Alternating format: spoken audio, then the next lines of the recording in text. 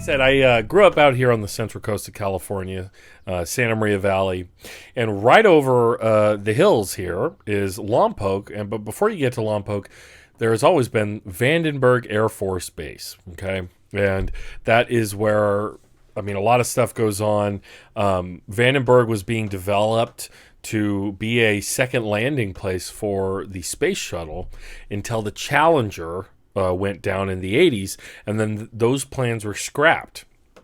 And there's like landing fields and rocket launch sites that were somewhat built, partially built, all the way built, that have been dormant ever since. But they still use a bunch of launch areas for ICBMs that they test there. That's where they train, people who are trained to launch the United States' nuclear arsenal. Okay, Vandenberg is where our nuke, launch people are trained, and they claim there's no nukes there. No, we don't have any there right now.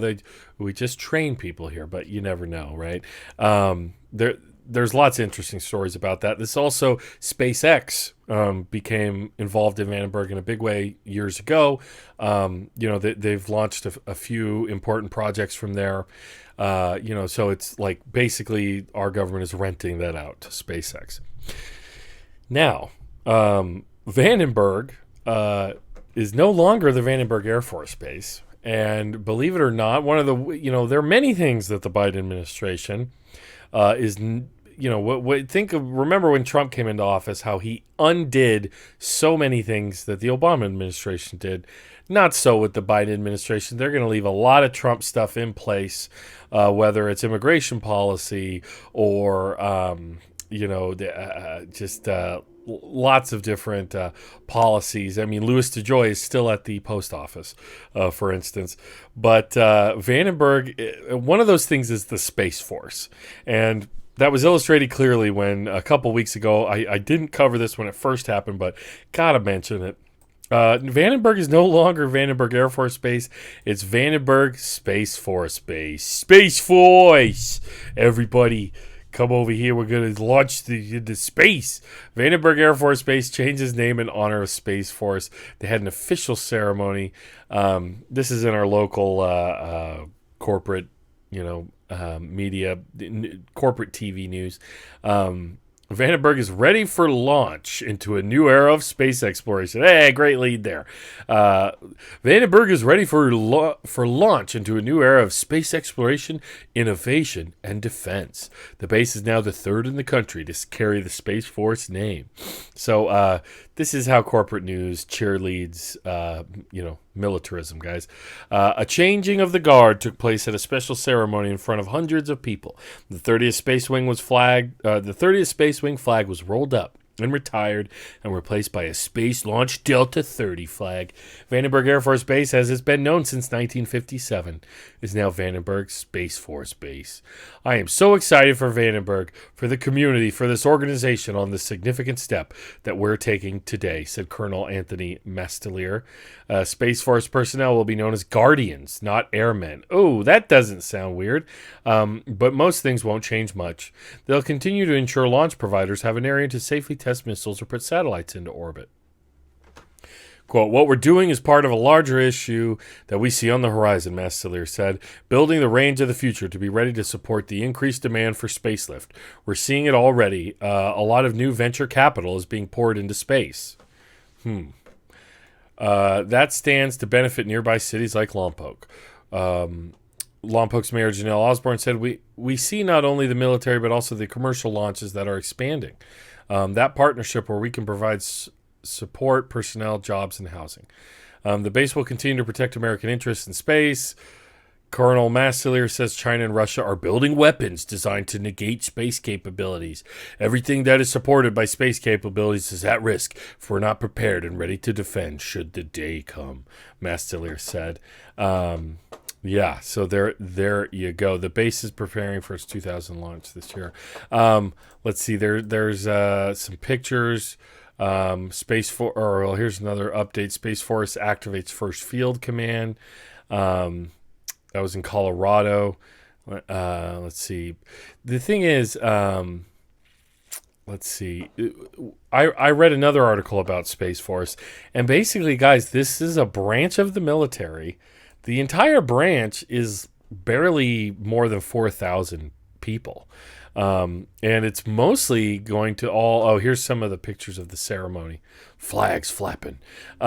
Most of this, most of the agency is privatized, right? It's literally just giving money to SpaceX to fly stuff into space.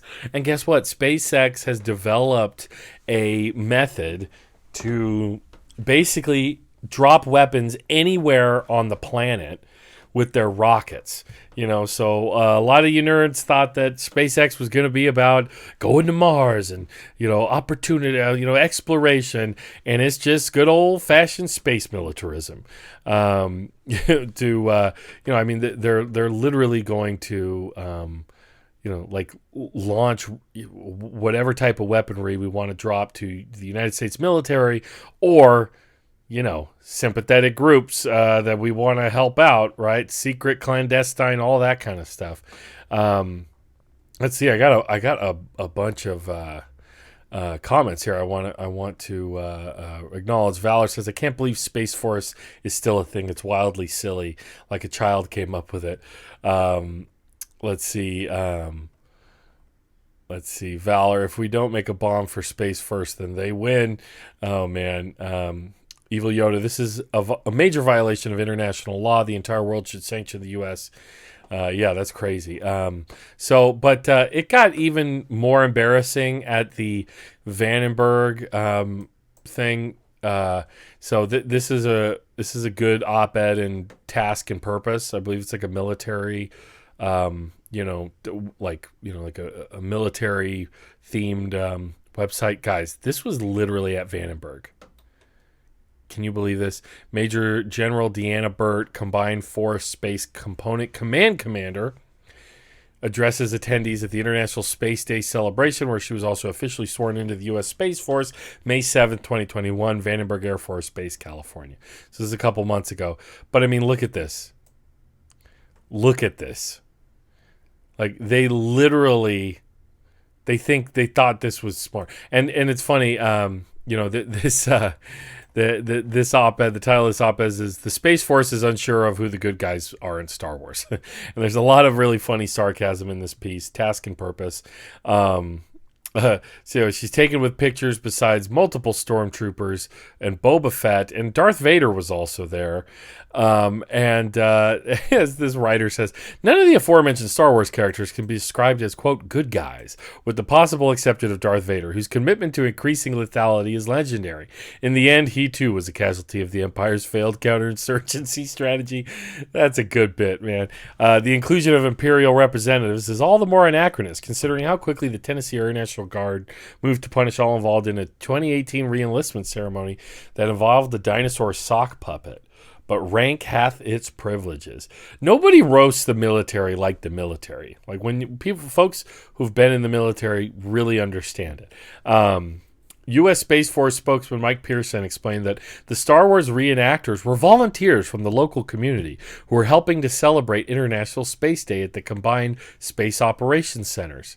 The short ceremony where Major General Burt was sworn in to the Space Force was added to the end of the Space Day celebration, Pearson said. The costume volunteers were not part of the swearing-in ceremony. Oh, they just showed up and got to stand behind her at the podium. Strange that all the volunteers who wanted to show up to the Vandenberg Space Force Base to celebrate the Space Force only had the costumes of the Empire, right? The Stormtroopers. What were those named after, right? It's kind of weird. There's no Luke. There's no guy, got in a bathrobe and, pulled out his lightsaber, a replica. There's no, there's not even a Yoda puppet. There's no Obi-Wan Kenobi, right? It's just but everybody's got Stormtrooper outfits. Kind of interesting. Valor says, brought to you by Disney. That's pretty fair. Let's see. What is it? The this is fun. This is just a good piece, like a good opinion, snarky opinion piece. To be fair, it's understandable that the Space Force might not understand the themes at the heart of the Star Wars trilogy, which was George Lucas's allegory for the Vietnam War. Lucas portrayed the Intergalactic Empire as a colonial power that was unable to defeat the much less technologically advanced rebels. Let's see. On a personal note, this reporter has always wondered what a remake of Full Metal Jacket would look like if the Marines were Imperial Stormtroopers. Of course, Yoda would have to play Gunnery Sergeant Hartman. Numbnuts, what your major malfunction is, yes? Gouge out your eyeballs and skull fuck you, I will. That's pretty good. Evil Yoda in the chat. You were waiting for this moment. Very, very interesting. So yeah, so that's going on out here. We have a Space Force base.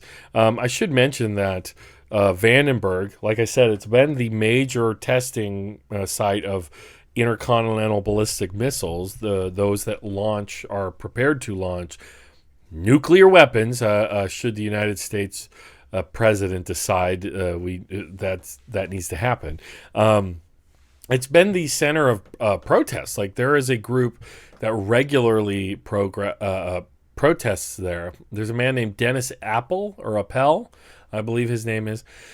And he's been arrested multiple times for his protests there. He crossed over the little line that you're not supposed to, like you have to be on the other side of the, the highway. But once you cross this, line and you're on base property, you're an invader, on a military installation. Dennis Appel took a vial of his own blood and he opened it and, splashed it all on that sign that you saw back when it said Vandenberg Air Force Base, Vandenberg Space Force Base now. He splashes blood on it in protest, that basic, you all have blood on your hands, of course, and he went to jail for that. It went to the Supreme Court. It was a First Amendment case, and he had to serve time for that. So I may try to get him on the channel one day to go over all of that. But interesting stuff.